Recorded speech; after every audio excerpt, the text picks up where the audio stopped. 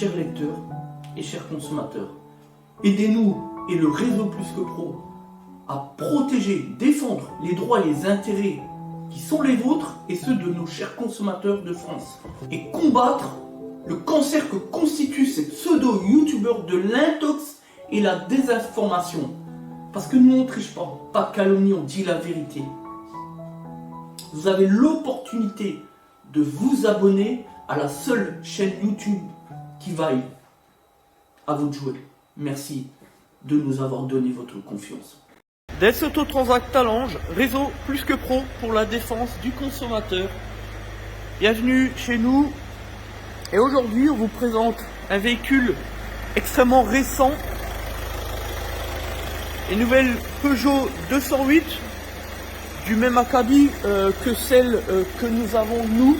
On en a deux qu'on utilise comme véhicule de courtoisie, véhicule de prêt offert lorsque le client nous confie un véhicule, d'ailleurs comme c'est le cas ici. Donc le client nous confie une nouvelle 208 et repart avec une nouvelle 208 de courtoisie, c'est pas beau. Voilà. Donc là on est sur la teinte gris shark, qui est un gris avec un peu de bronze à l'intérieur, des paillettes de bronze, enfin bref, qui tourne sur le bronze, et c'est un gris foncé, voilà. Donc c'est un gris métal nacré. D'ailleurs qui est pas mal, qui est vraiment bien. C'est la première fois que l'on fait un entretien de révision constructeur sur une nouvelle 208. Voilà, parce que ce sont des véhicules qui sont très récents, vous l'avez compris. Donc là on a l'1,5 litre HDI, hein. Donc le tout dernier modèle de l'évolution. Voilà, après bon, les éléments de base restent aux mêmes emplacements. Ici vous avez le liquide de la glace à manipuler avec précaution, c'est fragile ça, enfin bref. Ici le refroidissement, ici l'huile, la jauge, elle est extraordinaire. Le filtre liquide juste là, quoique sur ce mode acide est là, ouais. Il y a une évolution où le filtre air il est en métal comme à l'époque en dessous. Mais c'est sur les 2 litres HDI, non. Là-dessus c'est bon, il est là. Voilà, de toute façon c'est la base de l'1,6 litre au départ. Ici vous avez le filtre air. Voilà. Bon. Ensuite, on va vous faire visiter l'intérieur, qui est du plus bel effet, faut bien le dire. Voilà, donc ce que c'est qu'une 208, ici on peut même changer l'environnement de l'écran. Voilà, vous voyez, c'est vraiment bien fait. Franchement, Peugeot, c'est du fort quand même. Voilà, donc là après vous avez la tablette, tout est tactile, voilà, c'est vraiment bien terminé, bien fini avec le bouton de démarrage. Voilà, donc là on a vraiment quelque chose de très bien fini. Voilà. Donc là on vient de déposer le petit carter ici, la durite d'entrée basse pression qui arrive en dessous le filtre air, puisqu'il est ici, tac, pour amener l'air de l'extérieur finalement. Et donc on a l'évolution au niveau du filtre à huile, puisqu'on a la coupole qui est plus comme ça, mais qui a été orientée de sorte de mieux pouvoir travailler dessus. A priori, je pense que c'est un argument, enfin peu importe. Et là c'est vrai qu'on reconnaît le neuf, puisque c'est très facile, hein. C'était à peine serré. Voilà. Donc là ce qu'on va faire, on va pas tout enlever tout de suite, on va vidanger par en dessous. Déposer évidemment le casque sous moteur, et on rappelle toujours, on respecte la préconisation constructeur. Nous travaillons avec le groupe Alliance Automotive, qui est tout simplement le leader dans les stratégies de pièces de rechange. Voilà, on le dit par mesure de transparence, parce que la transparence pour nous c'est essentiel, c'est central, et surtout on pense que ça conditionne les bonnes relations et surtout la satisfaction client. Voilà. C'est les bases. D'ailleurs, rien qu'avec une bonne communication, eh bien, on peut éviter bien des litiges. Voilà, parce que tout simplement, ce que le consommateur a besoin, c'est de la loyauté, de la confiance avec son prestataire, tout simplement. Alors, au niveau filtre à huile, ce qui est intéressant, c'est de constater qu'effectivement, on retrouve un filtre à huile qui n'a absolument rien à voir avec les anciennes générations, donc les 2 dernières générations de DV6, les AX6 HDI. Là, on a quelque chose qui ressemble plutôt au moteur essence. Les moteurs anciennement TU essence. Ou alors, je dirais le moteur HDI 2 litres 138, 2 litres 150, 2 litres 163 en HDI évidemment, qui équipe les véhicules plus haut de gamme, c'est-à-dire les 407, les 508 maintenant, puisque les 407 c'est un petit peu dépassé. Puis au niveau de la gamme Citroën, tout ce qui est DS4, DS5, même encore les dernières C5, la X7, etc. Voilà, donc ça c'est intéressant. Donc là-dessus, la norme, on est sur du 0,30 C2, hein, on ne plaisante pas, on ne transige pas la norme. Après, la marque, peu importe, mais ce qui est intéressant, évidemment, il ne faut quand même pas mettre de l'ISO 4, on est d'accord, hein, d'huile de cuisine, mais enfin bon. Ce qui est important, c'est les 4 éléments. 1, 2, 3 et enfin 4. Le quatrième, c'est le plus important. ACAC2, ce qui correspond à la norme prévue par les constructeurs français PSA. Voilà. Vous savez que C4, c'est par exemple du Renault. C1, on est plus sur du Ford. C3, on est plus sur le groupe Volkswagen, enfin les Allemands de BMW, etc. Voilà. Les 4 éléments. 1, 2, 3 et 4. 4 éléments-là, c'est extrêmement central. Mettre la mauvaise huile, écouter les bricoleurs ou les pseudo-youtubeurs, les prétendus spécialistes de l'huile moteur, quand ils disent ah, aujourd'hui je vais tout vous dire sur les huiles, sauf que le mec il connaît rien. Il a juste pris son téléphone, il était sur internet pour juste faire sa vidéo de merde, et après on s'étonne que le consommateur n'a plus confiance dans son prestataire. Le problème c'est que on a de l'info qui n'est pas de l'info mais de l'intox de la part de plein de monde qui se permettent de faire des vidéos alors que ça leur est strictement interdit. Par exemple, je l'ai déjà dit, mais voilà, quand on n'est pas du métier de l'automobile, on n'a pas le droit de faire de vidéo pour faire du conseil en automobile. Et quand on fait une vidéo sur l'huile, c'est du conseil en automobile, c'est interdit. Leur seul but, c'est bien simple, hein, c'est de faire du fric en faisant des vidéos. On sait comment fonctionne hein, YouTube, hein, de toute façon, forcément. Hein. Donc voilà, il n'y a aucun intérêt. Parce que quand on n'est pas un professionnel de l'automobile, on ne peut pas prétendre savoir ceci ou cela. Donc on ne peut pas prétendre faire des documents vidéo sur ceci ou cela, on est bien d'accord. Voilà la vérité, elle n'est pas ailleurs la vérité. On respecte les normes pour éviter les casses moteurs parce que, on le sait, ça peut se terminer comme cela. Ce ne sera pas la première fois ni la dernière fois. On l'a déjà vécu avec des clients qui sont venus nous voir après avoir fait une vidange qui ne correspondait pas au moteur. En termes de normes, le consommateur, le client, lui, ce qu'il veut, il paye pour avoir la bonne huile, pas pour avoir de l'huile qui est en stock, on est bien d'accord, voilà.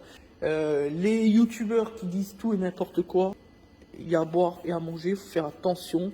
Vous recherchez une bonne information, allez voir tout simplement votre concessionnaire ou un professionnel d'automobile, mais ne faites pas confiance à Internet. Je sais que le premier réflexe, c'est de chez soi d'essayer d'aller sur YouTube, d'essayer d'aller sur les réseaux sociaux, sur Internet, sur les forums, tout ça. Mais au bout du compte, c'est peine perdue puisque vous allez obtenir une information qui est malheureusement délivrée par des imposteurs, des charlatans. C'est grave, mais c'est le système d'aujourd'hui, donc il faut faire très attention à cela. Voilà. Donc revenons à nos moutons. Donc là, on a desserré le filtre à huile. Maintenant, ce qu'on va faire, on va remonter le véhicule pour pouvoir vidanger en dessous et on va vous faire profiter du dessous de la caisse. Moi-même, j'en ai encore jamais réellement vu hein, une nouvelle 208. Donc on va regarder ça ensemble, tout simplement. Donc voilà, on vient de remplacer le filtre à huile avec le joint qui est neuf, évidemment. On nettoie bien le joint, pas d'impureté, on fait attention. Donc pour le filtre, c'est celui-là. On retrouve la même ici, la même forme, etc. Donc voilà. Et bon, le reste, ça c'est autre chose. Hein. Ça c'est les anciens en métal. Voilà. Donc, ce qui est bien, c'est que on a beaucoup moins d'huile qui coule du coup, puisque l'orientation elle est faite de sorte que ça se passe mieux. Et ça c'est un avantage. Voilà, donc maintenant on va monter le pont. Voilà, donc là on repose le filtre à huile, on est d'accord. Fais attention entre la durée du radiateur et le faisceau électrique. Voilà, on visse à la main et on va bloquer à la clé.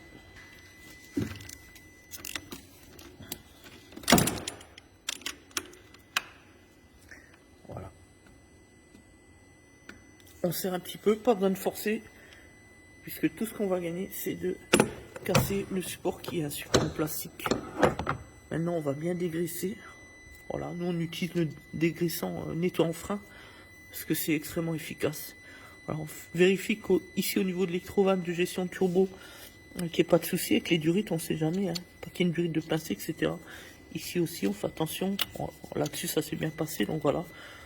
Donc, ben voilà, c'est tout. On pourra remettre ensuite les éléments filtrants basse pression. Voilà. Donc en dessous, on retrouve un cache de protection qui est mieux découpé, mieux réalisé, et surtout en plastique et non en plastique souple et non plus en plastique dur, et une espèce de mousse. Et ça, c'est pas mal. C'est pas mal du tout. Donc là, on a les petites vis de 10. On en a pas mal. 1, 2, 3, 4, 5, 6. Et devant, j'imagine 3. Donc 6, non 5. 6, même pas. 6, 7, 8, 9, 10. Et 3 devant, 13. 13 vis. Donc on va déposer ça et on va regarder ce qui se passe en dessous. Donc là, on voit déjà qu'on a gardé les triangles de tout ce qui est C3 207. Bon, c'est renforcé, mais voilà, on est sur déjà quelque chose de vraiment bien fait. Ok.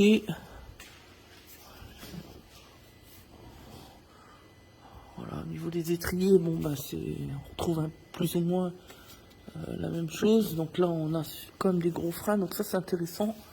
On est sur du 280 ventilé. Voilà. Alors ici, on a quelque chose de pas mal au niveau de la rotule de direction. Ça, c'est nouveau. Donc là, ici, on voit le bloc de la DAE, la direction électrique. Ouais, vous voyez sur la crémaillère, comme les 207. Espérons que ça tombe moins en panne. Voilà. C'est bien fini, c'est pas mal. Donc là, on a le train arrière avec système électrique imputé directement sur les étriers pour le frein à main électrique. Bon, ça, c'est maintenant, depuis, je dirais, 3-4 ans, c'est devenu traditionnel. Voilà. C'est pas mal. Donc ça, c'est, j'imagine, la D-Blue. Ouais, à ne pas s'y méprendre. Ici, vous avez le réservoir carburant. Voilà. Au niveau de la ligne, ce qui est intéressant, c'est ça. Ouais, ça n'arrête pas de casser. Donc, a priori, ils ont fait ça mieux. La tôle a l'air d'être plus épaisse, donc potentiellement, ça pourra moins casser. Ils ont limité le silencieux à un micro silencieux. Ça, c'est intéressant, c'est pas mal. Voilà. Donc, en termes de coût, ce sera beaucoup mieux de devoir remplacer, si tant est que ça lâche, au niveau des points de soudure, un silencieux. J'imagine que ça doit coûter beaucoup moins cher que les grosses gamelles qu'on a l'habitude de voir, et ça c'est toujours intéressant. Donc voilà, donc maintenant on va déposer le carter. En dessous, eh bien on retrouve évidemment le filtre à particules, ici, voilà, avec les durites pour la circulation et le contrôle de la pression interne. Le carter DV quoi, voilà. Et l'empreinte avec une clé malle de 8, traditionnelle, qu'on retrouve plus sur les moteurs essence à l'époque, rappelez-vous, les ET6, peu importe, voilà. Donc là, on vidange. Voilà, donc là, ça gicle de bon cœur. On dégage le joint. Voilà. Et donc on retrouve en dessous un environnement qui démontre pas mal de qualité, surtout au niveau du berceau qui est renforcé. Les triangles de suspension également. On est sur quelque chose de beaucoup plus fort, plus costaud par rapport à ce qu'on retrouvait avant sur que ce soit les anciennes 208 ou tout ce qui est 207, C3 Picasso, C3, A51, etc. Donc là, au niveau de l'échappement, on a une sonde d'oxygène qui est ici. Ok. On a... Ici, on entreaperçoit le démarreur, peu importe, là-haut. Ici, les supports En alu, très bonne qualité, très bonne facture. Voilà, on a fait le tour là. Après, ça reste une voiture traditionnelle, je veux dire, rien d'extraordinaire non plus.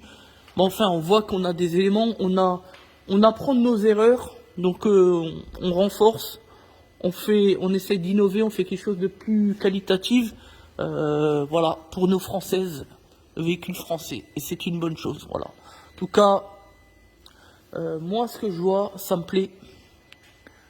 Voilà, au niveau de la boîte, bon, il n'y a rien non plus d'extraordinaire, mis à part le support ici, qui plus ou moins évolue aussi, il y a une prise directe à l'intérieur par la vis là, dans le berceau, un petit peu comme ce qu'on retrouve finalement sur les groupes Volkswagen, etc. Enfin, peu importe, voilà. Donc, ben voilà, terminé pour cette mise au point. Donc, quand on fait une révision constructeur, on contrôle tous les éléments de sécurité, même si le véhicule est neuf, même si le véhicule a 10-15 000 km, etc., peu importe. Voilà, on n'hésite pas, on contrôle tout, c'est notre responsabilité. Donc les freins, contrôle visuel sur les amortisseurs, on sait jamais qu'il y a une fuite. Les jeux biellettes de barre stable ici, là, comme ici. Vous voyez, ça c'est la barre stable ici, et ça, la biellette qui joint le McPherson, enfin l'amortisseur, voilà. On contrôle tout, visuel aussi sur les cardans, on sait jamais une fuite, etc. Ça peut arriver, ça peut arriver. Voilà, donc le consommateur compte sur nous, nous on doit faire le job. Après tout, il paye une intervention, c'est pas pour la pluie et le beau temps, on est bien d'accord. Voilà, pour ce véhicule, de très belles factures, nouvelle 208, et vraiment, on en a deux, on vous l'a dit tout à l'heure, ce sont des véhicules vraiment qui sont plaisants à rouler. Depuis quelques années, depuis je dirais 2013-2014, Peugeot n'a de cesse que de construire, de fabriquer des véhicules, franchement, il faut bien le dire, extraordinaires, très beaux véhicules, de très belles factures. En France, franchement, Peugeot, Citroën, c'est ce qu'il y a de mieux maintenant et depuis bien longtemps. Voilà, on met à l'amende les Renault et même les Allemandes. Voilà, je le dis souvent. En France, le Made in France, on n'a rien à envier aux Allemandes maintenant depuis quelques années, franchement, il faut bien le dire.